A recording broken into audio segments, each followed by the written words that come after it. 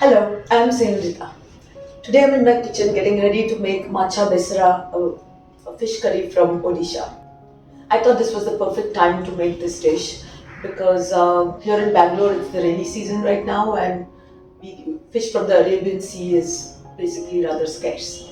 Machha Besara is made with Rohu and Catla from the carp family, which are both river fish and so available year round. This fish curry is quite similar to Bengali mustard based fish curries with a couple of differences like the use of garlic and the use of dry mango for as a souring agent. The use of potatoes is unusual for us West Coasters here. I'm from Goa, so we don't use potato with the fish curry, but it's an unusual, quite a delicious curry. One word of caution, both rohu and katla look quite innocuous as fish, especially when cut in steak form, but they have tiny bones that make it quite difficult to eat if you're not a regular fish eater or haven't eaten bony fish on a regular basis.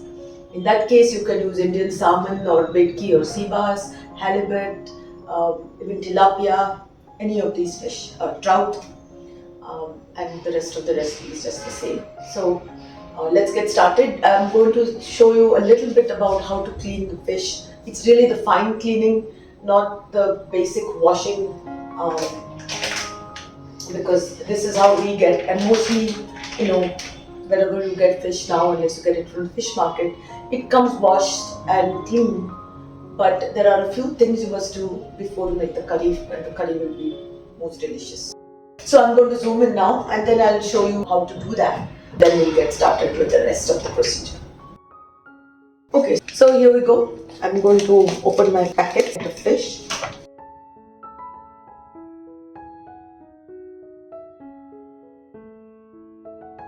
I will wash them later, even though you can see they're rather clean. The scales are removed and everything. But one last thing which is a good habit to do, just to scrape off this final layer on the skin.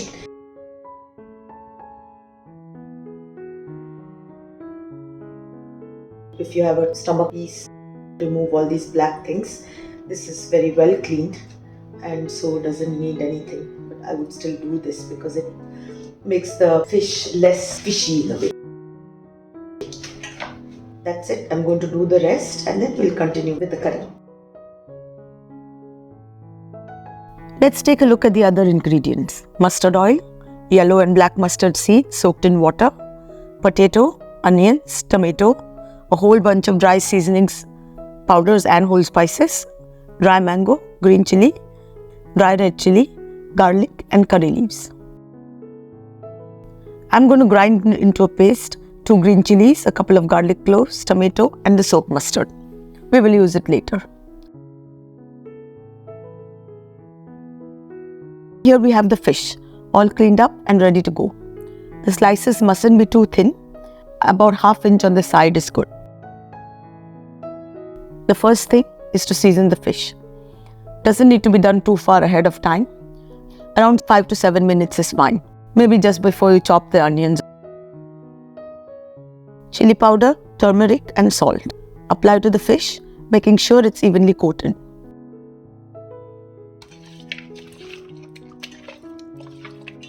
I'm going to make the paste and then we can get started. I like to use a saucepan that can hold all the fish in a single layer. That way it is easier to handle when cooked. The pan therefore does not need to be too deep. The pan is hot, add the oil. In this case, I would recommend using mustard oil because it is important for the flavor of the whole dish. The first thing to do is to fry the fish. Usually it is deep fried, but I think pan frying it in this way does not make much difference to the final curry.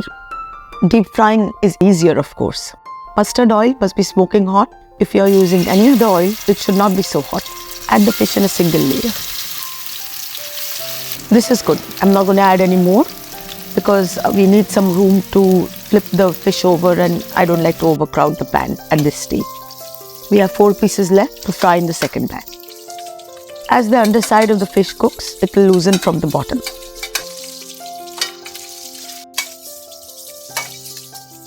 Gently flip it over.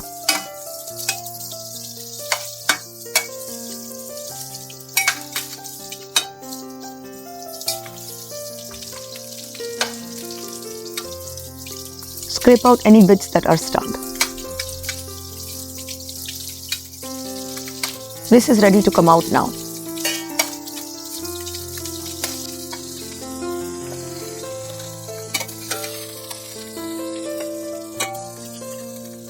We still have to finish the last 4 pieces, essentially do the same thing.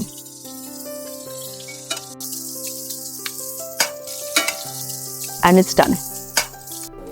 Next, we have to fry the potato. There's enough oil in the pan, so we can just continue right here. If you think you need more, add some. I've cut the potato into wedges. Toss it around until the sides are coated with the oil. The potato does not need to be cooked through. That's good. Take it out. And now we can start with the curry base. My pan is reasonably clean, so I'm just going to continue as is. If yours is too messy, you should clean it up before proceeding. Otherwise, everything will burn. A little more oil. Panch Foran is a mixture of 5 spices. It is easily available in Indian stores worldwide and online. The other seasonings to be tempered: whole red chilies, bay leaf and curry leaves. Toss until the mustard seeds from the Panch Foran pop. Add the coarsely crushed garlic and chopped onion. Fry until the onion is soft. A little more oil for the onion.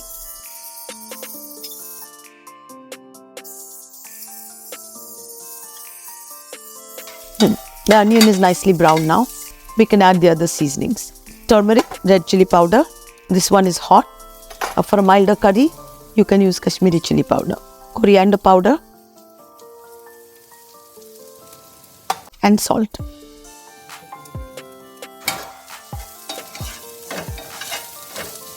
In go the potatoes. Toss them in for a minute or so and then add the water. About 1 cup. We can always add more later, and we will. Cover for 1 to 2 minutes to allow the potatoes to cook.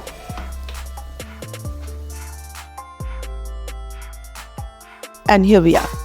Most of the water is gone, mainly because of the steam vent in the lid. Let's check out the potatoes. And they're cooked. Now we can proceed and add the dry mango. This is our souring agent.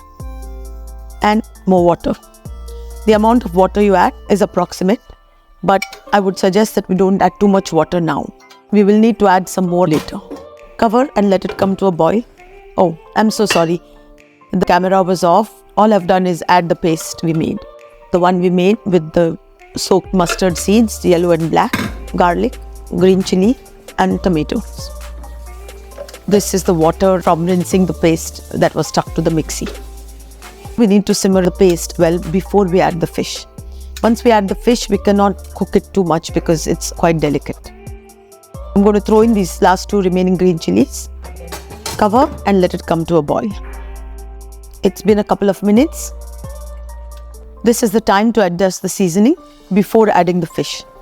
Once you add the fish, you cannot really stir it too much to mix in the seasonings.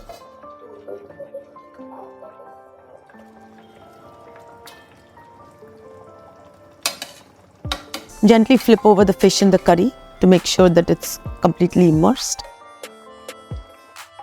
Bring to a boil and simmer covered for about 3 to 4 minutes. This will allow all the flavors to blend well. And it's all done, and I'm going to turn off the gas, but first let's just check the consistency. This is a little looser than I would like. I'm going to let it thicken a bit. Boil on slightly higher heat for a couple of minutes without a lid. It's done. I like it better this way. It will thicken a little more on cooling. Okay, the Machha Besara is all ready. I've just turned the gas off. I'm going to let it sit for a little while and then clean up the kitchen and get ready to serve. This is how it looks after resting for 5 minutes. I'm going to transfer it to a serving bowl and take it to the table. Garnish with coriander leaves, drizzle with mustard oil, and serve. I have a whole list of non-vegetarian gravies that you might like. I'm going to post the link right here. It includes a shrimp curry made with coconut milk that is very simple to make and not elaborate in the least. And that's it. I think you'll find those useful. Includes chicken, mutton, everything. And I'll see you again next week. Thank you for watching.